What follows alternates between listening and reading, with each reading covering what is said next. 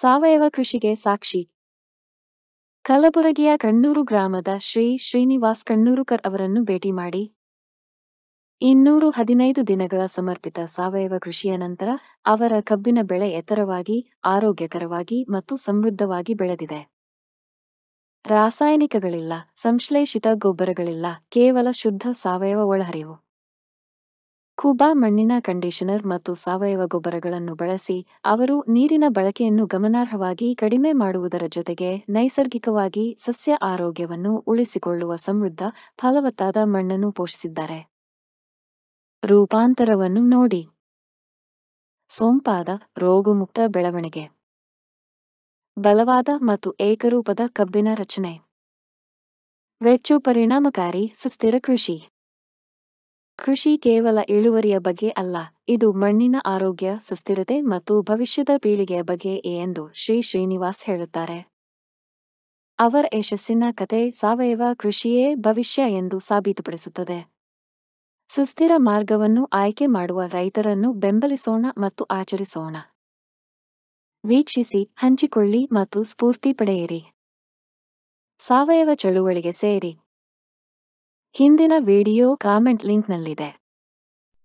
ಭಾರತದ ನೆಲ ನನ್ನ ತಾಯಿ ಭೂದೇವಿ, ನಿನ್ನ ಪ್ರಾರ್ಥಿಸುತ್ತೇವೆ.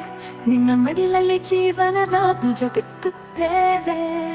ನಿನ್ನ ಮಣ್ಣಿನಲ್ಲಿ ನಮ್ಮ ಜೀವನ ನೆಲೆಸಿದೆ. ನಿನ್ನ ಕಾಪಾಡಿದರೆ ನಮಗಾಗಿ ಆರೋಗ್ಯಕರ ಆಹಾರ ಬೆಳೆ.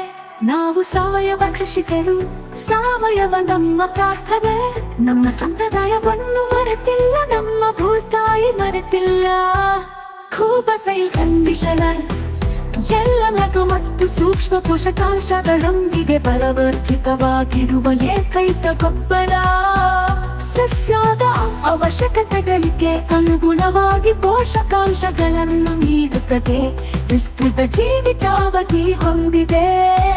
ತೇವಾಂಶವನ್ನು ಸಂಗ್ರಹಿಸಿ ನೀರಿನ ಕೊರತೆಯಲ್ಲಿಯೂ ತಾಪಮಾನ ಹೆಚ್ಚಾದರೂ ಹಸಿರು ಬೆಳೆಯ ಚೈತನ್ಯವನ್ನು ನೀಡುವ ಜೀವಧಾರೆ.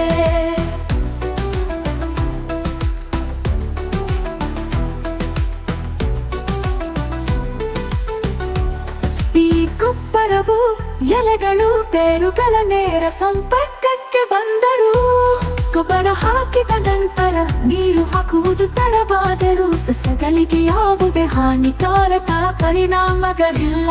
ಆರೋಗ್ಯಕರ ಮಣ್ಣು ಆರೋಗ್ಯಕರ ಸಸ್ಯದ ಆಧಾರವಾಗಿದೆ.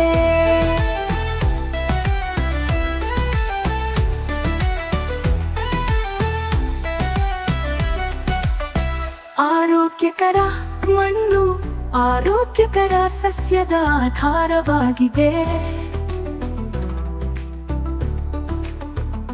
ಆರೋಗ್ಯಕರ ಸಸ್ಯವು ಹವಾಮಾನ ಬದಲಾವಣೆಗಳು, ಕೀಟಗಳು ಮತ್ತು ರೋಗಗಳ ಸಂದರ್ಭದಲ್ಲಿ ತನ್ನನ್ನು ತಾನೇ ರಕ್ಷಿಸಿಕೊಳ್ಳುವ ಸಾಮರ್ಥ್ಯವನ್ನು ಹೊಂದಿದೆ. ಕೂಬಾ ಸೈಲ್ ಕಂಡೀಷನರ್ ಯಾವುದೇ ಮಣ್ಣು, ನೀರು ಅಥವಾ ಹವಾಮಾನಕ್ಕೆ ಸೂಕ್ತ. ಎಲ್ಲ ಬೆಳೆಗಳಿಗೆ ವೆಚ್ಚ ಪರಿಣಾಮಕಾರಿ ಸಾವಯವ ಕೃಷಿ. ಬೇರೆ ಯಾವುದೇ ಗೊಬ್ಬರ ಬೇಕಿಲ್ಲ. ಕೂಬಾ ಸೈಲ್ ಬೂಸ್ಟರ್ ಬೀಜ ಸಂಸ್ಕರಣೆ, ಬೇರುಗಳ ಸುರಕ್ಷತೆ ಮತ್ತು ಬೆಳವಣಿಗೆಗೆ. ಕೂಬಾ ಕೂಟು ಮೋಟರ್ ಕಡಿಮೆ ಬೆಳಕಿನಲ್ಲಿ ಉಳಿಯುತ್ತೆ. ಬೆಳವಣಿಗೆಯ ಸಹಕಾರ. ಹೂ ಬಿಡುವಿಕೆ, ಹೂ ಮತ್ತು ಹಣ್ಣು ಇಳುವರಿಯನ್ನು ಹೆಚ್ಚಿಸಲು. ನ್ಯಾಚುರಲ್ ಹಾರ್ಟಿಕಲ್ಚರ್ ಆಗಿ ನಮ್ಮ ಭೂತಾಯಿಗೆ ವಿಷವಲ್ಲ, ಗಿಡಮರಗಳಿಗೆ ಅಥವಾ ಅದರ ಹಣ್ಣುಗಳಿಗೆ ಎಂದಿಗೂ ವಿಷವಲ್ಲ. ನೈಸರ್ಗಿಕ ಕೀಟರೋಗ ತಡೆಗಟ್ಟುವ ಸಹಾಯಕ. ಇದಕ್ಕೆ ಜೊತೆಯಾಗಿ ಕೀಟರೋಗ ತಡೆಯಲು ಒಡನಾಡಿ ಸಸ್ಯಗಳನ್ನು ಬಳಸಿ.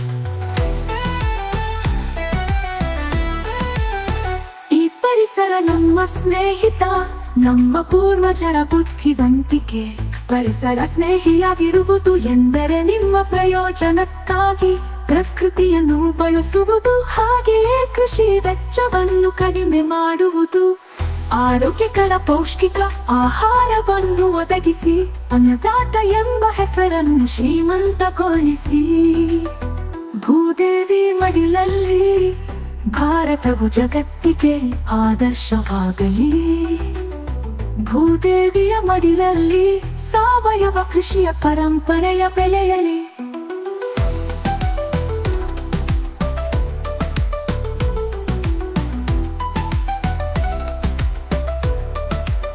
ನಮ್ಮ ಮಕ್ಕಳ ಭವಿಷ್ಯಕ್ಕಾಗಿ ಆರೋಗ್ಯಕರ ಮಣ್ಣು ಉಳಿಯಲಿ, ಆರೋಗ್ಯಕರ ಆಹಾರ ಬೆಳೆಯಲಿ.